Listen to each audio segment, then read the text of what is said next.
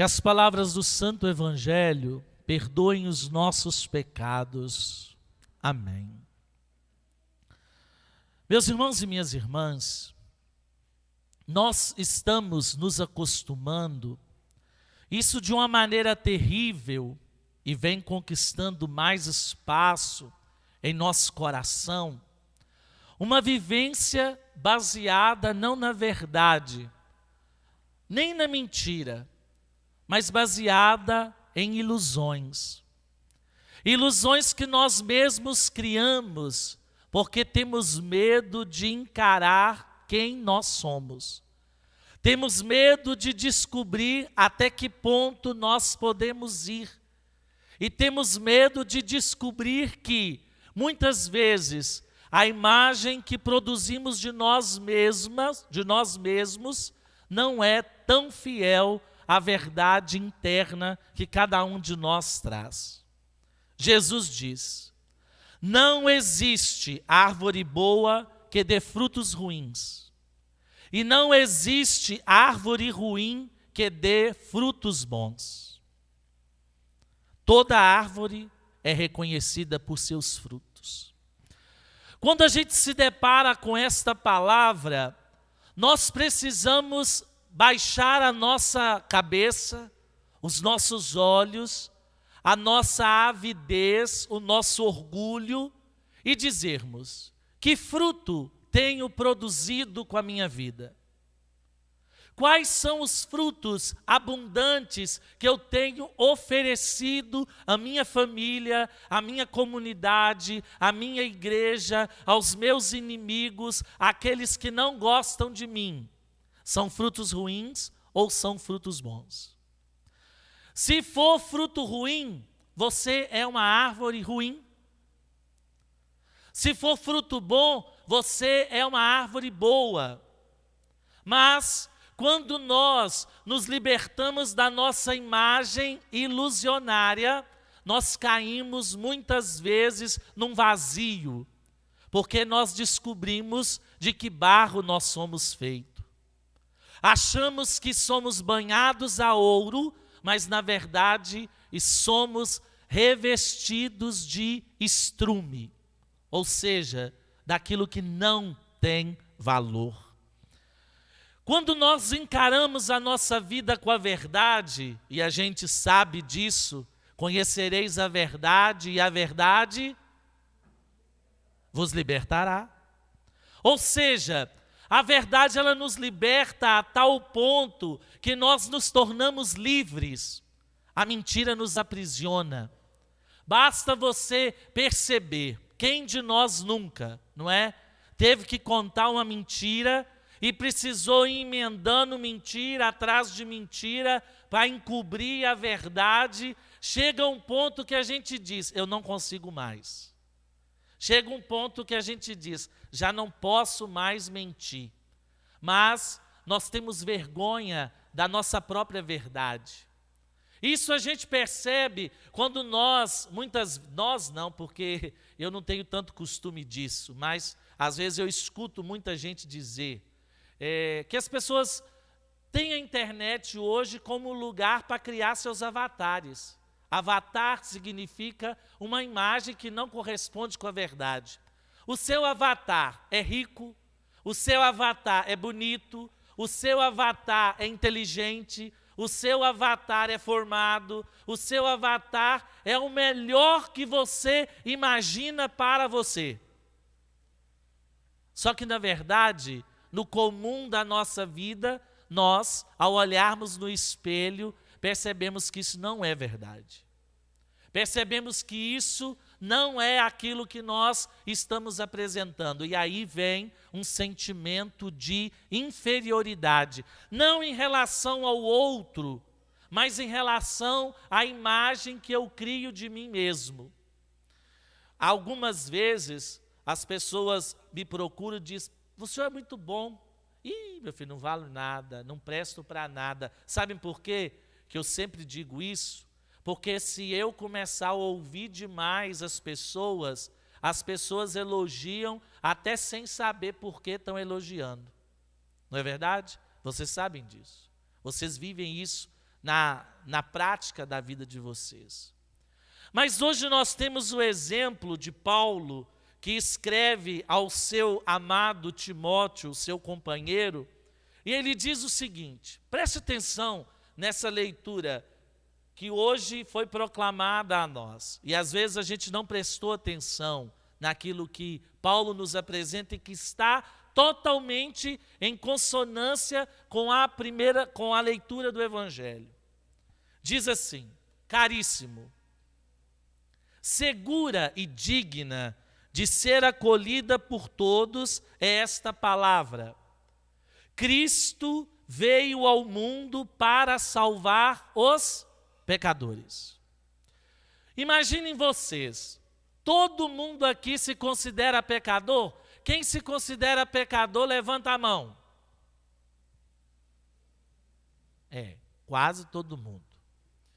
Quem se considera merecedor do inferno, levanta a mão.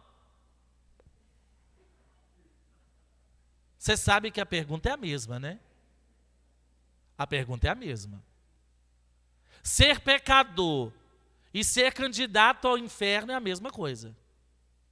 Se você levanta a sua mão e diz que você é pecador, tem um trem errado aí, ó. E eu te pergunto, quem é merecedor do inferno? Ninguém levanta a mão. Tem uma mentira aí. Qual mentira que está? Sabe por quê? Nós somos pecadores apenas na cabeça. Na hora da prática, nós esquecemos essa palavra. Na hora da prática, nós esquecemos de que barro nós somos feitos. E aí a gente começa a ter uma imagem nossa muito perigosa. Eu sei que sou pecador, mas na hora que alguém diz que o meu pecado, ele é capaz de me mandar para o inferno, eu já não acredito nisso. Mas olha o que São Paulo diz para nós. Cristo veio para salvar os pecadores. E ele diz, e eu sou o primeiro deles. E quando Paulo diz isso, ele não está apenas dizendo uma palavra teórica, ele está colocando a sua vida para funcionar a meditação, porque Paulo perseguiu o cristão, Paulo matou muitas pessoas, muita gente diz que não, Paulo não matou ninguém, matou sim, se ele estava apoiando quem estava matando, você é cúmplice no crime, não é verdade? Sim ou não? Sim, claro, Paulo matou. Paulo caprichou com os cristãos. E esse pecado ele carregava e dizia, Senhor, eu tenho espinho na minha carne, eu não consigo esquecer a vida de tantas pessoas que eu prejudiquei. E Deus dizia sempre para ele, Paulo, a ti basta a minha graça. E Paulo foi aos poucos compreendendo que quanto mais pecador ele se sentisse, mais merecedor da misericórdia ele seria. Porque ele fala, eu sou o primeiro deles, por isso encontrei misericórdia, para que em mim, como primeiro, Cristo Jesus demonstrasse toda a grandeza do seu coração. Ele fez de mim um modelo de todos os que creem nele para alcançar a vida eterna. Que modelo é esse? Paulo se olhava no espelho da verdade e dizia, não sou merecedor de misericórdia, mas Cristo morreu na cruz para me salvar. Eu não sou merecedor, mas Ele me apresenta misericórdia como um caminho de salvação. E a vida de Paulo, de fato, demonstra a grandeza do coração de Jesus, porque fez dele o maior pregador do Evangelho, fez dele o maior missionário, aquele que fez Jesus ser conhecido em todos os cantos da Europa, da Ásia, da Frígia, da Panfilha, dos partos, dos medos, da Mesopotâmia, um homem que sozinho, preste atenção, sozinho conseguiu anunciar Jesus Não só com sua palavra, mas com sua vida. Porque depois que Paulo se encontra com Jesus, ele muda totalmente a sua vida. Quando a gente olha no espelho da verdade e descobre quem somos nós, aí sim nós começamos a olhar para a nossa vida e dizer: eu necessito de misericórdia. Quem é que vai procurar o médico? Aquele que está doente. Quem está são não vai buscar médico. Eu estou são, estou bem, estou são igual um coco, mas na hora que começa a doer escadeira, começa a doer alguma coisa, eu vou correndo no médico. Nós deveríamos nos sentir, na nossa fé, doentes pela falta de Deus. Eu preciso buscar Deus, eu preciso correr atrás de Deus, eu preciso alcançar a misericórdia dEle, não por merecimento, mas porque eu creio que eu sou pecador, eu creio que do meu coração eu preciso retirar as coisas ruins, eu preciso retirar o que me atrapalha, para que eu me transforme em uma árvore boa. Para que eu deixe de lado os frutos maus e me transforme em uma árvore boa, capaz de produzir para o mundo, para a vida, exemplos de consolação em todos os momentos. Pare para pensar, meu irmão, minha irmã. Se olhe no espelho da verdade. Quem é você? Olhe direito. Não fica fingindo algo que você não seja. Não fica criando avatares, porque na hora derradeira você vai entrar nu diante de Deus. E nu aqui não é sem roupa. Ficar sem roupa é muito fácil. Agora ficar nu, ou seja, sem máscara, sem nenhuma maquiagem, é muito difícil. Porque a gente permite que a pessoa veja quem nós somos, de verdade, sem nenhum tipo de ilusão, sem nenhum tipo de vontade de mudar a realidade e viver numa mentira. Que Deus hoje permita a nós, irmãos e irmãs, construirmos a casa da nossa vida sobre essa rocha que é fundamento. Muitos de nós estão destruídos porque a chuva, porque a torrente dos problemas, a torrente da verdade que nos joga na cara todos os dias aquilo que nós somos de verdade, faz com que a gente se desmorone. Porque muitos de nós, quando morre alguém, se desmorona todo, porque se considera imortal. Porque diante de nós, muita gente se destrói quando é descoberto em alguma coisa que fez de errado. Porque muitos de nós são desconstruídos, são destruídos pela tristeza de ver que às vezes errou na vida, mas não tem coragem de levantar a cabeça e consertar seus erros. Ah, padre, eu casei errado. Eu casei errado porque não estou dando certo com minha esposa, com meu marido. Minha vida é uma tristeza porque eu não dou certo com os meus filhos. Irmão, se considere pecador, olhe para o espelho da verdade e mude. Deus é capaz de nos mudar. Tem um ditado entre nós que diz: pau que nasce torto, e aí tem um complemento, e até a cinza é torta, não é verdade? Com Deus não funciona assim. Pau que nasce torto pode se endireitar. E a cinza pode ser totalmente reta. Se a gente acreditar e se a gente pedir a Deus de todo o coração: mude, Senhor. Renove a minha vida, o meu comportamento. Que eu olhe para mim e veja a verdade da minha vida. Que eu não fique falseando aquilo que eu não sou, para me sentir bem, porque na hora que você estiver sozinho no seu quarto, na hora que você estiver olhando para si mesmo, você vai ver que nada daquilo que você criou é verdade. E aí vem um vazio horroroso.